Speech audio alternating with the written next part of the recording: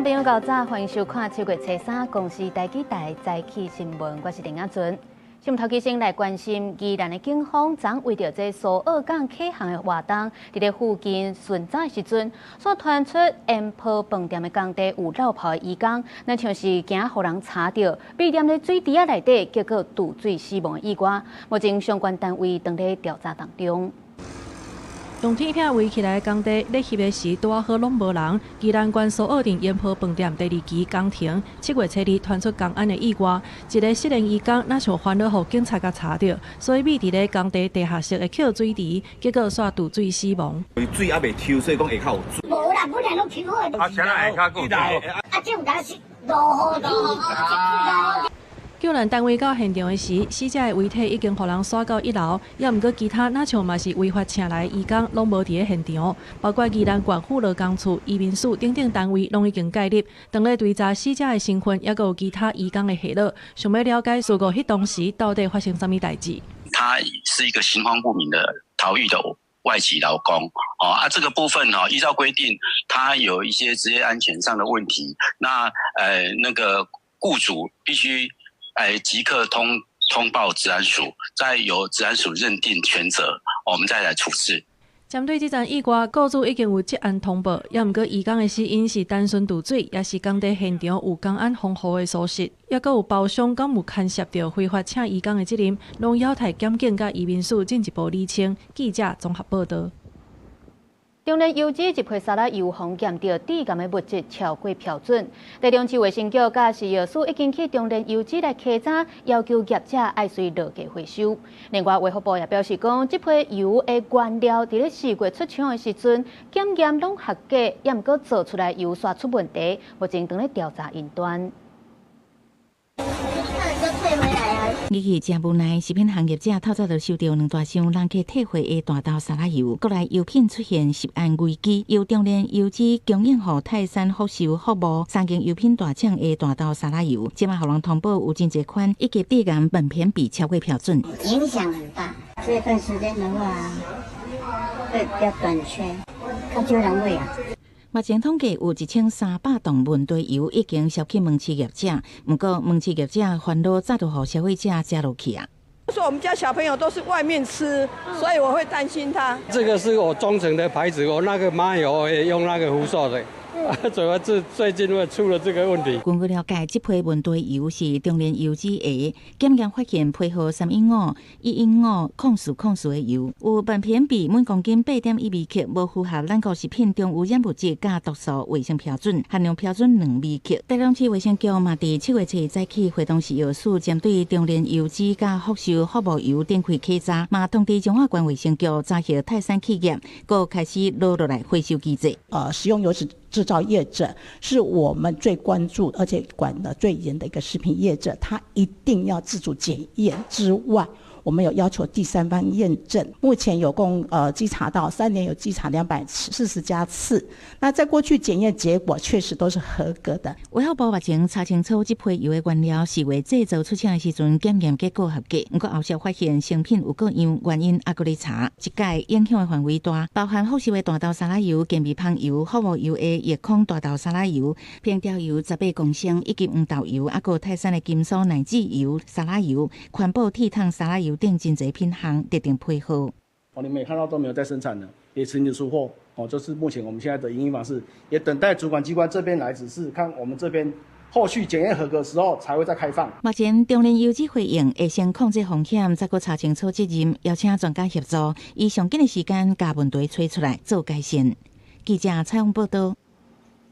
这沙拉油内底低含物质到底是对倒位来的？学者表示讲，这苯偏比是有机物质烧了无完全的时才会出现的副产物，有可能是制造沙拉油的高温所造成的，嘛有可能是受到环境的污染。台北市卫生局人员甲消保官透早去国大卖场餐厅确认回收的状况，也去服务篮球、清查流向的单。另外，伫台中桃园卫生局人员也伫国大卖场详细核对单户，沙拉油本片被超标飞机脱销。另外，台北市教育局也初步整合21个学校，捌用公告配合的产品，小数证实本地油是互下边业者发现，伫桃园篮球家己检验了后发现本片被超标，通知中联邮资了后，业者才个检验流量，确认不合格，个对外公告。多环芳香烃化合物其实基本上它有100多种，那其中毒性比较强的就是这个，当它散布在空气当中，甚至于是水源的时候，可能进一步去污染到我们的农作物。学者解释，本片比是一种多环芳香烃化合物，定出现伫有机物质消无安全，或者是污染化、自然产生有害副产物，出现伫火山爆发新源大会焚化炉的修订状况，是为有经济原粉大数接触到原粉产生的烟，可能对调咧。黄豆也是一样，芝麻也是一样，它一定会炒炸，就是你可能快速的把它拉高，温度拉高，那可能就会焦掉。那像我们就是慢慢的去控温，慢慢的把东西炒熟。除了原料爆掉的风险，黄豆要行做沙拉油，爱先激出黄豆原油，再去脱甲、脱酸、脱烧、脱臭，真侪定数来静置。其中脱臭可能有230度以上高温，温度时间不适当都有风险。工位的角度来讲，我们是看人的影响程度，就是会变成很多人去影响，从上游到下游的关系，所以我们要去思考一个面向，就是说会影响多少人。工会所提醒，这时间少人食零件虾，毋过爱烦恼长期混合热症，影响层面较大。建议强化多环芳香烃等污染物的常态监测，阻止扩散的风险。记者综合报道。换来关心天气，因为受到太平洋高压的影响，今仔日全台各地同款是好天小热。昨上关温是出现伫咧宜兰东山乡，有到37度半。今仔日气象署也继续针对10个县市来发布高温的资讯，会热到超过36度。来看到云图，目前伫咧南海是阁有一个风台梅沙已经形成，不过因为结果无好，评估是袂对台湾直接造成威胁。因为另外一边伫咧太平洋的风台巴威虽然离台湾较远，不过有可能会成做强烈风台，咁会直接扫来咱台湾，也搁来观察。来看屏东市的广东路是熊破一坑，有到1公尺遐尼长，害一只大货车经过时，这链仔煞卡掉咧。公所表示讲，有可能是这地下暗坑的管线有破去，前一阵仔搁落大雨，才会互地基流失了。也伫咧高雄嘛是共款有出现这车路破坑的情形。市府是表示讲，要引进雷达定期来做道路检修。大货车拍警示灯停伫路边，正前面已经一半塌落去坑内。阮这路都平平，来到这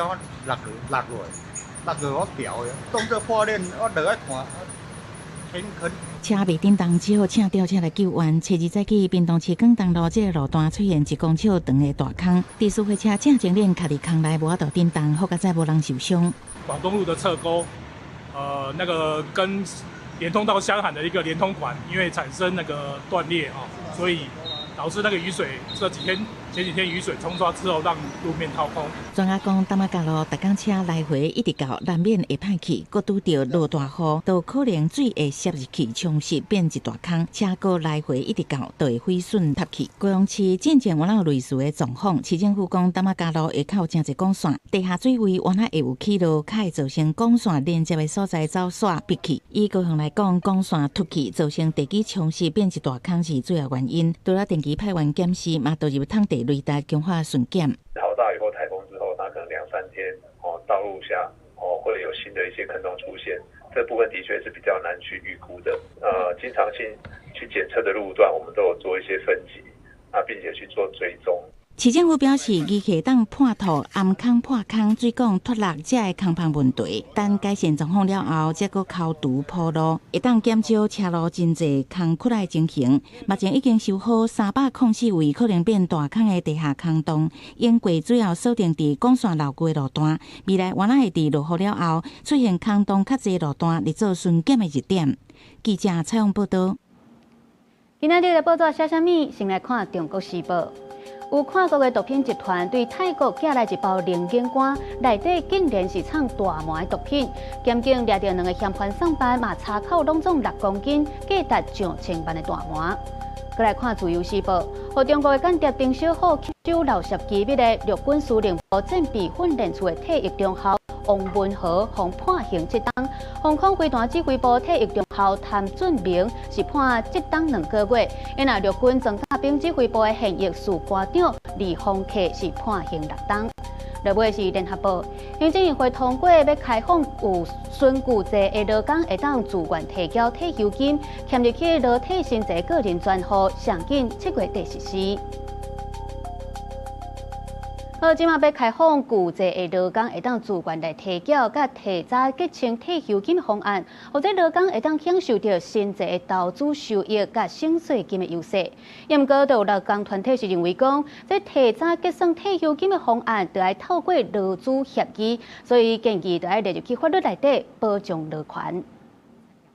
劳退薪资实施要21档，不过同款有劳工是采用劳退cụ济，雇主照劳工逐个月的薪资，结果提报到劳工退休准备金的专户，口座专款专用，但是所有权是属雇主。cụ济劳工敢会当得到退休金，就要看企业的经营状况。为了提高孙cụ济劳工的退休保障，行政院通过劳退孙cụ济劳工自愿提纳含提前结清退休金的方案，鼓励一间公司服务超过20-30档的劳工申请。选了就职以后，他的退休金基数是受到上限限制。想要多了一些钱，我可不可以自己存钱，自己来提缴，参与这个劳退新制？劳动部强调，新方案实施了后，孙cụ济劳工会当自愿提纳退休金，若符合退休要件，能够双方合意，会当提前结孙cụ济退休金。部里面他其实去做产业别的分析，或许可以透过产业工会，然后去对他的会员厂商去做强力的宣导。劳动部强调，在结算了后，因为契约属存，劳工的年假这权益未受损。但其实除了孙cụ济劳工，选薪资但是保留cụ济年资的人，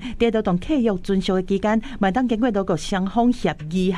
结清cụ济年资。但劳团嘛讲，这拢必须劳资合意才当做，因为资方要提出本金，有可能出现资方无愿意的状况。劳团建议立法保障劳权，要把它结算出去。对我的那个本金来讲就会减少，我的获利就会减少，这个雇主会算的，应该要有执行的公权力。我跟大家说，这个方案基本上是可以让劳工的退休金增加，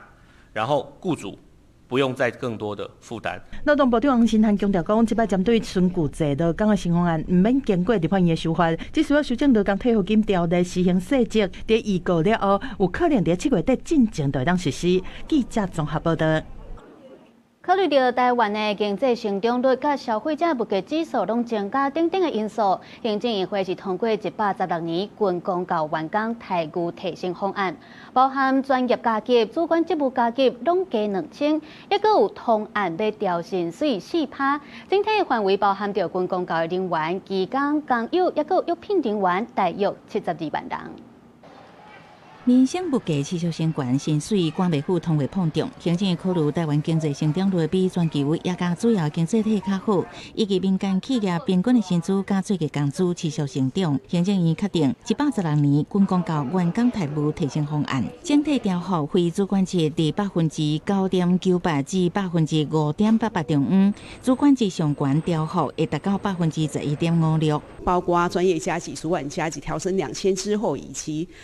通案调薪4%之后呢，5职等的这个主管呢，他的调薪幅度将高达11.56%。专业加级、主管职务加级，各定价加调2000块，提早为今年7月7日有效。明年度军公教是通案调薪4%，佮以追加预算的方式办理。差不多有72万的军公教收费。未来国考及格薪资、初考、普考、高考3级初任人员的实质调幅，分别是9.98%、8.84%、7.8%。愈是基层的人员调幅愈悬，比大学毕业生拄啊去民营事业的平均起薪3万大个较悬。都是对基层同仁，他会有比较大的调幅。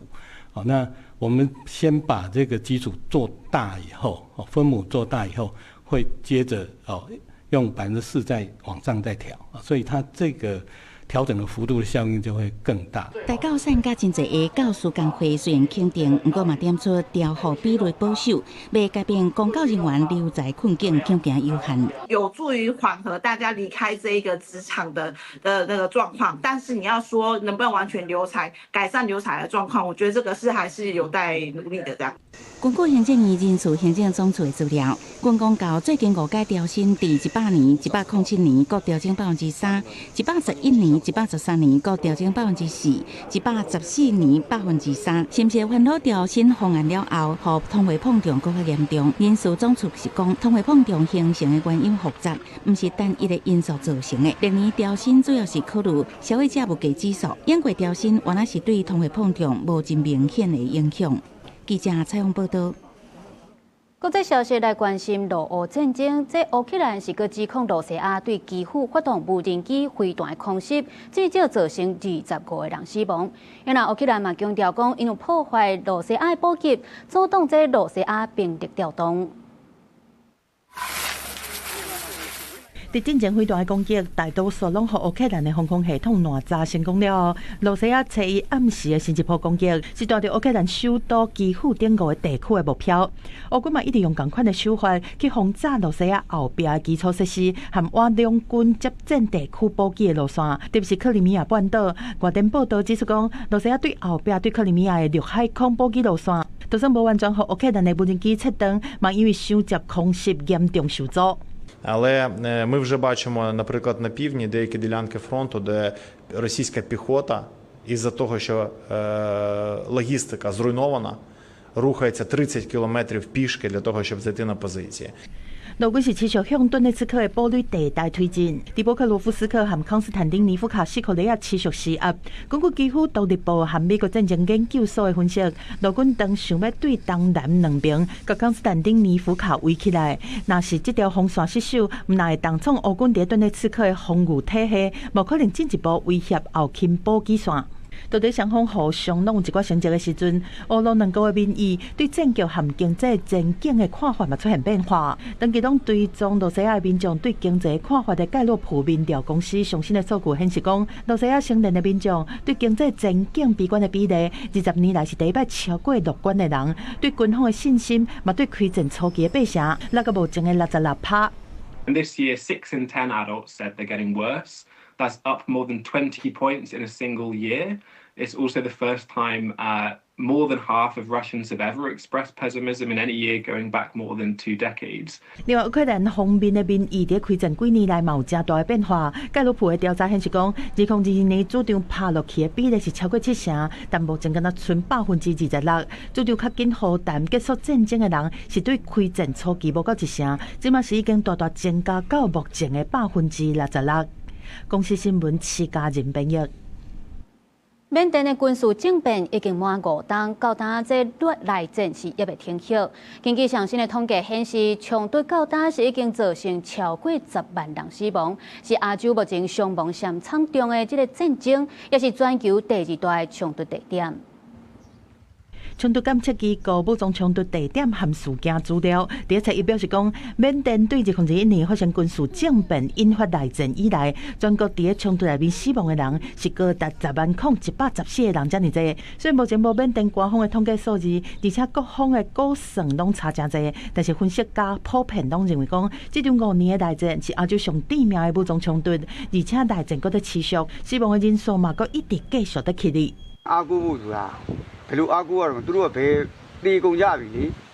နောက်ထပ်တရောဘယ်လောက်ပေးတေကြအောင်မှာလဲပေါ့နော်အဲ့လိုမေးဖို့ပဲပြန်ပြီးတော့ပြောဖို့ပဲရှိရတယ်လေသူတို့ကတေကုန်ရင်တို့တွေကကိုအောက်ကကလေးနဲ့တို့ကအသက်ကြီးသွားရင်ဖိုးကြီးဖြစ်မှာနဲ့ဒုက္ခပြတ်သွားလို့ဖြစ်သွားရင်ငတ်ဖို့ပဲရှိရတာပေါ့ ACLED 的报告内面指出讲，缅甸是去年全球第2大冲突热点的国家，敢若苏巴力斯坦地区尔，嘛是目前全球武装团体上分散的战场，境内武装团体就超过1200个。这武装分子互军方镇压了后，离开城市，组建支持民主的游击队，和长期对抗中央政府的少数民族做伙来作战。当5年的内战，佫延伸出下境的危机，大量的难民走去泰国和孟加拉，互边境地区的毒品愈来愈严重，武装团体持续控制诈骗园区，互政府的影响一直扩大到规个东南亚。另外一方面，缅甸政府伫30是拒绝当协特使会见民主领袖昂山素姬的请求。对2021年军方发动政变了后，当协是一直甲缅甸排除在外，拒绝因参加高层级的峰会。当协轮值主席国菲律宾捌公开呼吁讲，降低对昂山素姬的人身自由的限制。4月下旬，缅甸的政变领袖敏昂莱宣布，今年81岁昂山素姬防软禁关伫厝。分析家认为讲，当协的成员国排除缅甸的共识当地瓦解，一寡国家是愿意接受缅甸做出一寡让步，互因转来到当协。不过，某国家因的立场同款是真的。公司新闻新乐杯编译。日本首相高市早苗去访问印度，双方有签署一系列的合作备忘录，包含经济安全、人工智慧、能源甲关键矿产等等的合作。这印度总理阁定出目标，讲10年内要吸引10条的日票去投资印度。因过中国就来批评印度甲日本合作，就是想要来对抗中国。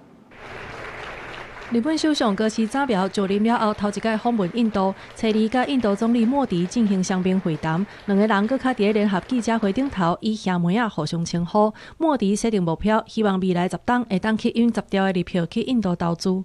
सबको मिलकर यह सुनिश्चित करना है कि अगले 1 दशक में जापान से भारत में निवेश 10 ट्रिलियन येन के टारगेट को भी पार करे और भारत में जापानी कंपनीज की संख्या भी 10 वर्ष में डबल हो जाए।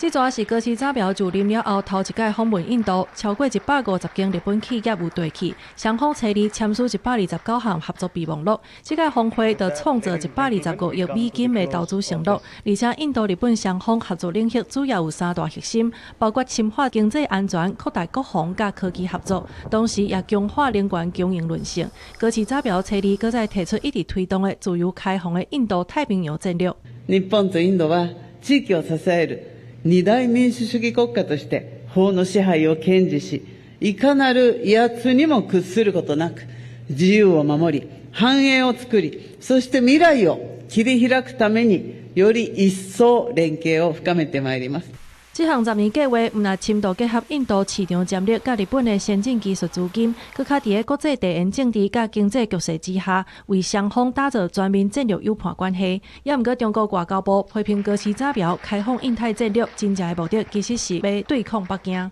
嘴上喊着自由开放，心里想着对立对抗，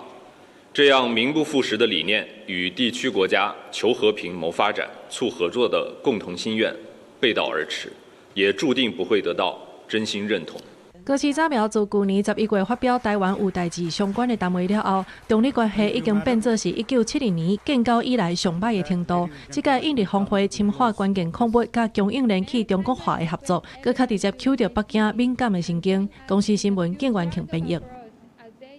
国际阁有啥物要紧代，带大家做伙来看世界。法国顶个月高温超过40度破纪录，但南部是阁面临着野火威胁，有将近3000人被逼疏散，出动大阵的人员甲直升机来拍火。伊朗的最高领袖哈米尼和美国邦士，伊朗打算7月初4到初9要举行国葬，经过美国甲以色列卖小想要发动攻击。民主公告上新的官方资料显示，伊波拉病毒已经造成超过400个人死亡，而且伫咧东北部的大城市有传出头一个确诊。美国总统川普讲，台湾甲亚利桑那州当咧起的晶圆厂规模扩大1倍，伫伊任期结束之前，会当甲美国伫咧全球晶片制造的市占率提升到50%。因那咱的经济部长景炳欣就表示讲，台积电目前伫咧台湾也阁有16座晶圆厂当咧规划，也是当咧起。伫咧美国是安怎起？这规模嘛未超过台湾。美国总统川普是搁一摆点名台湾，川普讲是台湾当甲亚利桑那州当咧起的晶圆厂的规模扩大1倍，这会当帮助川普伫任期结束之前，甲美国晶片的市占率提高到50%。台积电它公布我们在国内现在已经在建厂，还有陆续可能规划要建厂的部分，如果包括这个高阶的这个 CoWoS，就是那个封装测试的高阶的产能的话。事实上是16座，所以说实在话，美国再怎么盖也不可能是这个数量了。对美国总统川普的言论，台积电也未做出回应。那台积电无扩大，无伫美国的布局设厂，咁要引来美国用政策来施压。经济部长金明欣表示讲，台积电董事长魏铁嘉是真有智慧，会当来处理这件代志。根据了解，目前台积电伫美国的布局是Washington的8寸晶圆厂，亚利桑那州的晶圆21厂，第一期已经量产4奈米，第二期嘛已经动工，3奈米按算明年量产，第3期嘛已经动工，按算2奈米含76成进程。以长期来看，这但是按算美国起6个晶圆厂含先进封装含研发中心。专家分析，川普会发出甲美国晶片的市占率有关到50%，都是想要登去晶片霸主的地位。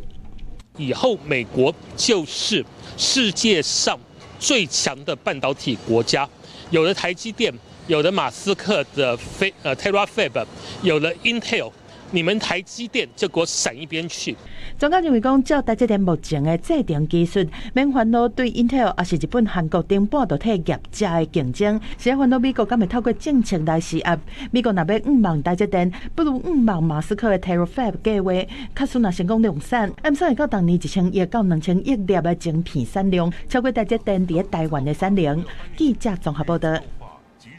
香港铜锣湾册店的创办人林荣基昨暗传出因为癌症过身，才甲70岁。咱的总统赖清德嘛有伫咧面册刊文表示哀悼。赖清德表示讲，林荣基一生见证言论自由的珍贵。林荣基唔惊中国威权打压，对1994年创立香港铜锣湾册店被真济政治检测。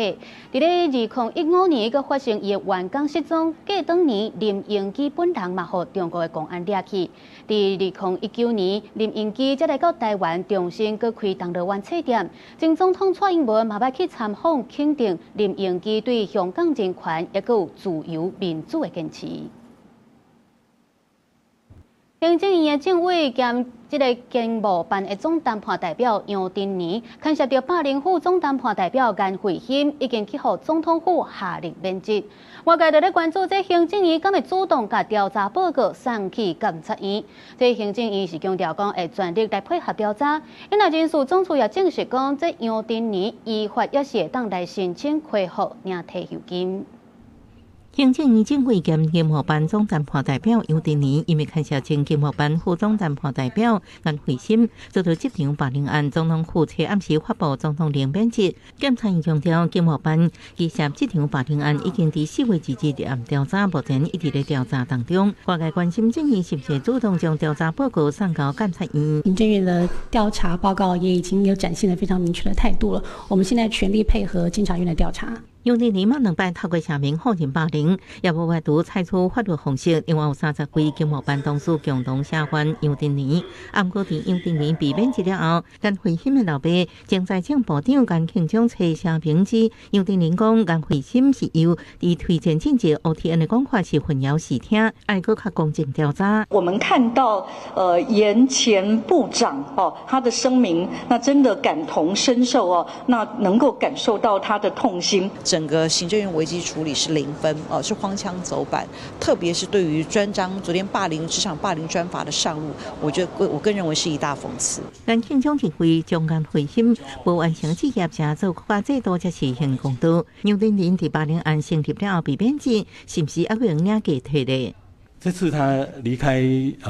政委的工作以后，那依法他就是会回去再跟原来机关去申请恢复他原来这个退休金的请领。因此，总处回应杨定年进前是相信公务人员已经完成退休定数甲协定退休。长期政院做政会时，依法停领退休金，按过离开政会工作影响原协定机关申请恢复退休金。经贸办的工作由3人接任，行政强调相关人数定案了后会对外说明。目前经贸办由2个副总谈判代表加1名秘书处处理日常业务。记者综合报道。在地消息来关心，顶年11月，伫咧中华有举办马拉松比赛，一个姓杨的驾驶是赛车弄死一个9岁囡仔。中华地方法院一审判决出来，法官认定这赛车的驾驶符合自首减刑的规定，所以改判刑2当10个月。不过，死者的家属是无法度接受，讲这个驾驶因过有2届借酒驾驶的记录，而且伊的驾照已经互吊销，迄当阵是无照驾驶。这个发生意外的时阵，也是去互民众甲走落来，伊人毋才会留伫咧现场。手机啊，扫楼的爸仔囝参加马拉松前欢喜的相片，即马所变做担心是心疼的回忆。2024年11月，姓陈的弟弟甲爸爸做伙参加伫中华的一场马拉松比赛，煞伫活动管制区内，去互无照驾驶的自用小客车弄着，不幸重伤当场死亡。中华地方法院一审判决出来。法官虽然审酌这个肇事驾驶对交通法规遵守的意愿无够，不过认定被告符合宪法自首减刑的规定，判处有期徒刑2年10个月。在考量被告犯罪后始终坦诚犯行，以及被告于肇事前曾因发现误入活动管制区域及主动求助活动管制人员，并驶离管制路段，即依刑法第62条前段规定。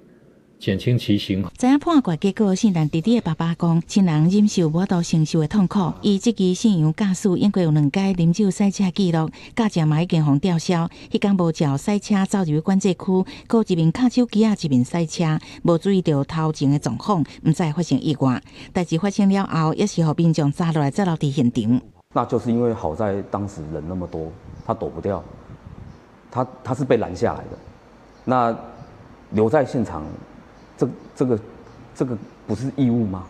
地方法院表示，主办单位无照申请计划完整进行道路管制措施，信用驾驶才会驶入去管制路段。主办单位嘛应该负一定比例的过失责任。不过律师认为，信用驾驶是不是符合自首要件，要搁进一步了解。如果被告在犯罪后留在现场，但是他没有主动向警报案，或没有主动向警表示愿意接受法律制裁，并不因为他在场。被动接受警方询问，就符合自首规定。律师指出，肇事驾驶事后留伫现场，甲是毋是有自首，伫法律的定义是2件代志，应该重新检视自首的实质要件，才会当显示社会公义，佮予伊有适当的法律制裁。这原来会伫2审当中双方攻防的关键所在。记者采访报道。顶年，伫咧台北市喜来登饭店的边仔有公车烧弄的意外，造成一个人死亡，真侪人受伤。其中细正的司机，互人查出捌开脑，无适合赛车，而且到当时拢无甲被害家属来和解。上诉了后，互改判2当刑期。而在家属也批评讲，即个司机是到当拢无真心来回实的过。中方扣起来调查，穿乌衫细只的查某人，捌是带有把式的司机。今年伫台北市喜来登饭店边仔，弄到咧路口等红灯的公车，害斑马线顶悬的过路人轰弄着，卷入车底死亡。调查这20多岁驾驶本来是互判刑半年，会当用罚金大刑。专案上诉了后，台北地院照过失致死罪，设置改判2年的徒刑，专案阁会当上诉。我自己是痛失这个爱妻哈，到下半辈子哈。这个相互依赖的凭借也没有了。感谢一下法官，他可以让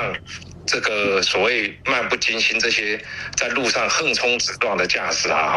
稍微有个警惕。这个公车追弄的车祸涉案的这个细只的驾驶，红查出讲伊脑部有损伤，接受到血症轻度手术，详细开造成反应力无够，无适合赛车。虽然伊主张伫开刀了后，赛车并无受到影响，但引发死亡的车祸，甲打拢无和被害家属来和解。死者因能够批评讲，司机毋捌诚心来回失礼。面对这摆的结果，感谢法官改判。因为谢姓驾驶长，我们目前是以资遣方式来把它资遣掉了哈。他是这个有一个重大事故的问题，目前我们都是依照公运处他的指示做这个体检的标准。我目前大概就是照原本的一些健康检查的一些项目啦，毕竟他有取得了职业的一个驾照。就台北市而言，我们在公车评鉴的一个部分，针对驾驶员的一个健康管理，会特别的去做一个注意跟处理。业者表示讲，涉案的驾驶长即摆已经无继续伫遮做，但行政人员的聘用标准并无甲重大手术室的人排除。台北市公安处是回应讲，案发了后已经对警方稽查敢有超时，敢有披露驾驶者面向来强化把关。记者综合报道。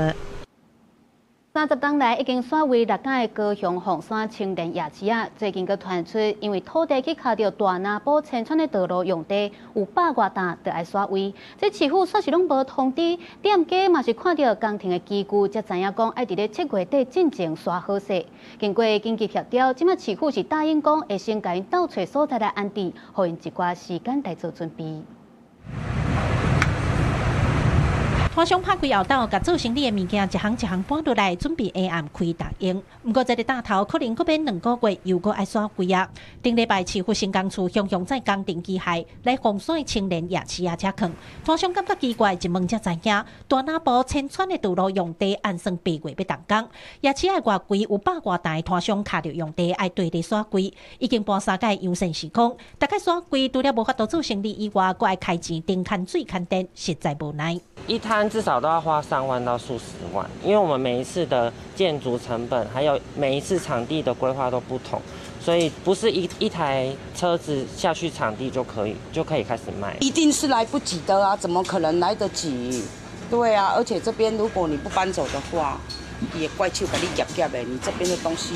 反正你全部都要搬走。就是希望说市府那边或者是各单位都可以给我们一个比较好的场地，可以长期营业的，不要再搬来搬去，每搬一次我们摊商就要损失一次。摊商讲，这30年来，青年夜市已经刷规刷6届啊，2021年才刷来中轮，才无几年又搁要刷。大家组成自救过，找下甲市府相关单位协调，望会当有抽提做法。市府也答应会用时间，给摊商做准备，提供相关的协助。为了减轻对夜市营运的冲击，市府已协调调整工序。涉及青年夜市范围的区域，将延到今年的9月中旬再行施工。自救会表示，市府答应会赶紧找所在，给摊商搬过去了后，才开始动工。不是给摊商望，这第7届的刷规是最后一届，唔通附近刷来刷去，刷甲人客拢走无去。记者柯家族柯朝阳高雄场报道。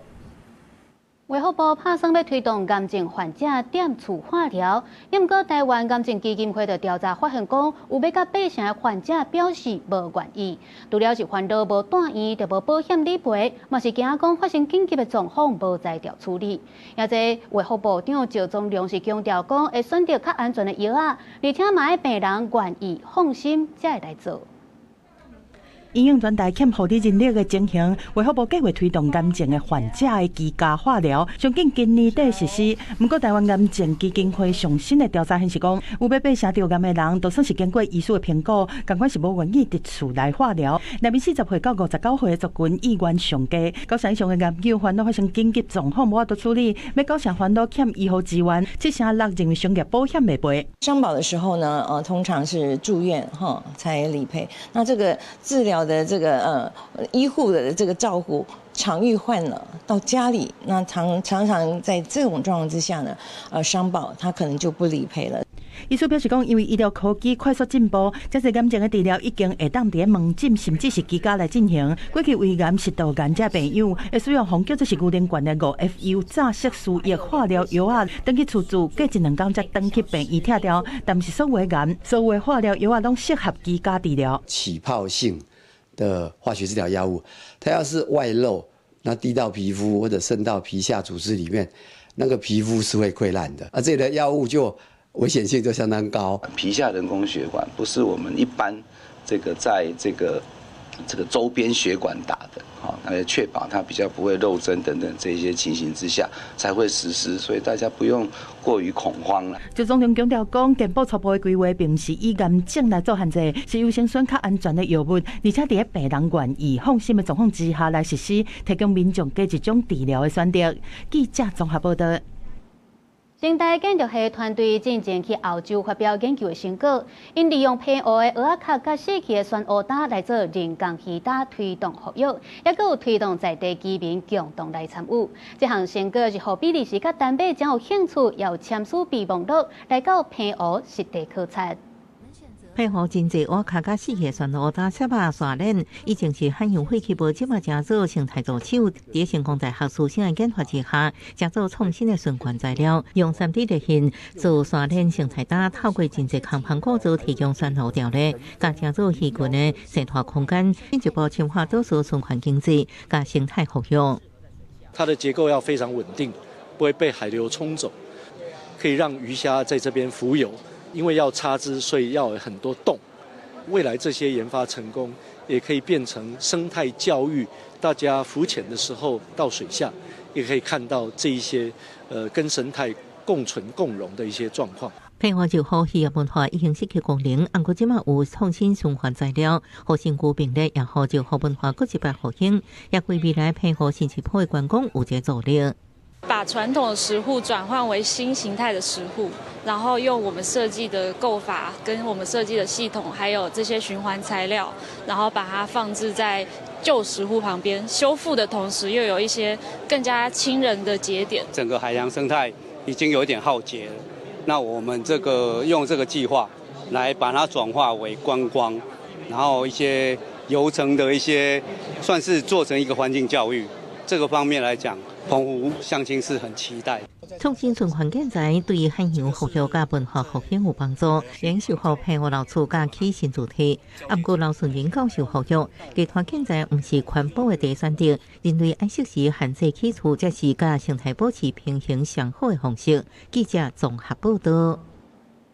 台湾要伫咧日本东京的现代美术馆展出一个有史以来规模上大的现代美术展览，或者共时的青藏，以台湾日本时代文学团体风车诗社做主题，展出200件美术作品甲600件文献，希望互民众会当来思考台湾文化主体性，也珍惜当代民主甲自由。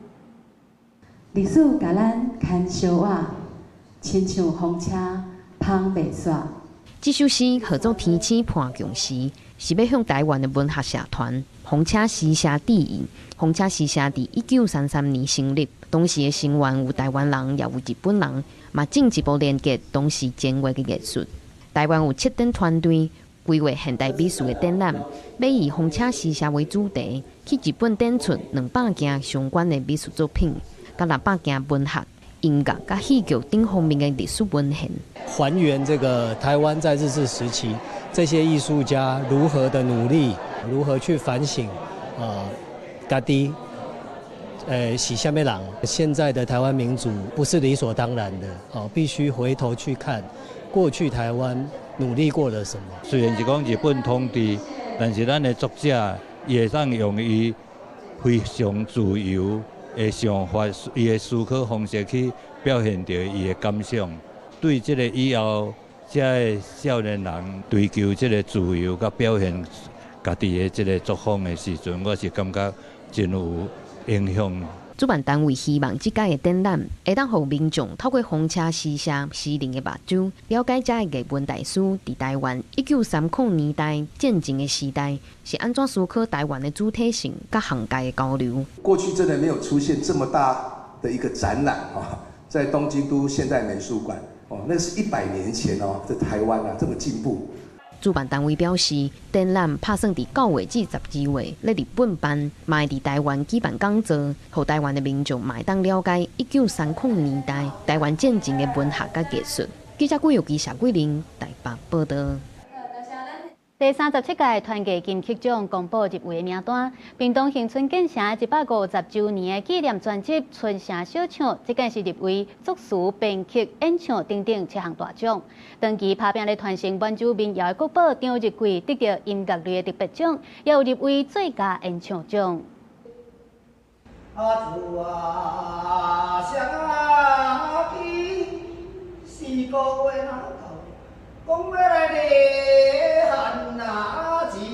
歌词唱着爸母种番薯，为着请囝儿的辛苦，演唱者陈庆祥老师这条乡村民谣《思乡记》，提示时势爱感恩惜福。黄曲仁老师的白母调，用传统乐器乐琴伴奏，同款表达天下爸母心，奉劝大家爱友好时代。这2条民谣歌曲收录伫纪念专辑《春城小唱》内底，嘛入围这届团结金曲奖的最佳作词奖。若讲到我会入这个金曲奖真正是我意料之外。我是想讲，就落去改成讲安尼去试试看就对了啦。无像较早人嘛点油的尔，就去倒就一罐米酒吼，大家就啉吼，就妈妈说，就你一句我一句就唱啦。是。所以民谣安尼流传落，咱这民谣是足有意义的。团艺师拢真欢喜，第37届团艺金曲奖30公布入围名单，屏东县政府出版为着纪念恒春建成150周年制作的专辑《春城小唱》入围7项，有最佳专辑制作人、最佳作词、最佳编曲、演唱等等，展现屏东伫传统民谣和现代音乐融合的创作实力，嘛让恒春民谣搁一届受到关注。最困难的部分就是让他如何可以用新的编曲，然后用年轻的语汇，再重新你还是听得到这个凤港小调，但是呢，你会觉得好像听了一首新歌一样。除了专辑入围16项，当年努力伫满洲民谣保存甲传承的国宝张日贵，今年也得到团艺金曲奖音乐类特别奖，嘛入围最佳演唱奖。县府文化处表示，这届入围是对规个表演团队的肯定，未来会推出艺文计划，让恒春民谣文化继续传承落去。记者柯明哲屏东报道。美国要迎接建国250周年的国庆日，不过因为即马有极端高温，有可能会影响到这国庆日的活动。如果纽约甲华府的体感温度是达到46度，而且预报嘛显示讲，甚至是可能会出现100冬来上悬的气温记录。这当地也已经启动应变的计划。这回极端高温到位，纽约市民也挡袂牢，水管袂线，这波热浪高压为中西部一路向东拖，加做烧热现象，和高温无法度消散。气象预报显示，纽约初时会负40度罕见高温，打破20年7月纪录。曼哈顿一间托尼奇餐厅将核心提供免钱的冰水和过路人，这10人干能伫大日头骹向别人分钱。Now I'm here and I'm baking, I'm in the oven right now. But other than that, it's been slow, trying to make a couple dollars. 这就话就是美国建国250周年纪念日，纽约各种庆祝活动拢在准备当中。纽约市长曼达宁强调，这可能是为2010年以来上大的国庆日，市府会全面防范，确保市民有所在体谅。I have activated the city's heat emergency plan, and we will issue targeted warnings through our city's advanced warning system to protect vulnerable New Yorkers. The city has opened hundreds of cooling centers across the 5 boroughs. 可能打破高温纪录的都市也有华府，气象预报显示国庆当日的气温按算会超过38度，创8年来的新高纪录。We are under what's called an extreme heat alert from today through Saturday, which includes the large 4th of July celebrations as well as a lot of other events that are going on in the National Mall. 在极端天气之下，弱势族群常受影响。乔治亚州亚特兰大的志工团体成立真济避暑站，提供休眠甲弱势民众冰茶甲冰水。这摆热浪，无那伫陆地滚甲全球海洋温度也从历史新高到21度。海洋热浪引起海水酸化，严重危害珊瑚礁甲海藻保定环境，会互鱼群山走破坏渔业结构，除去减少化石燃料甲人为破坏，若无，规个海洋生态系统会面临正大的威胁。公视新闻张淑芬报道。在新闻最后，咱搁再来关心天气。今仔日全台各地拢是好天烧热，气象署是有针对10个县市来发布高温的资讯。因为上新的消息是，风台巴威预告伫今仔暗时就成做强烈风台，咁会直接扫来咱台湾是也搁来观察。咱继续来看各地头的温度。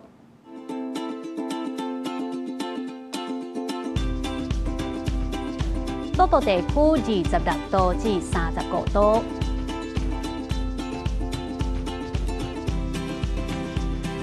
中部地区26度至35度，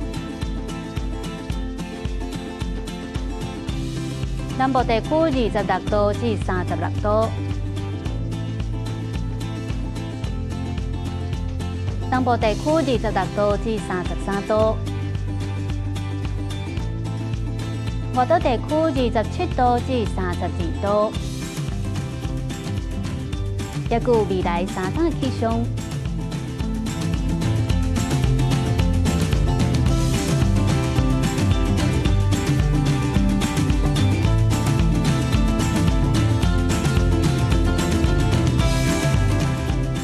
感谢您收看今仔日公视台记台早起新闻，我是陈雅纯，祝您平安顺心。咱后礼拜一同一个时间再会。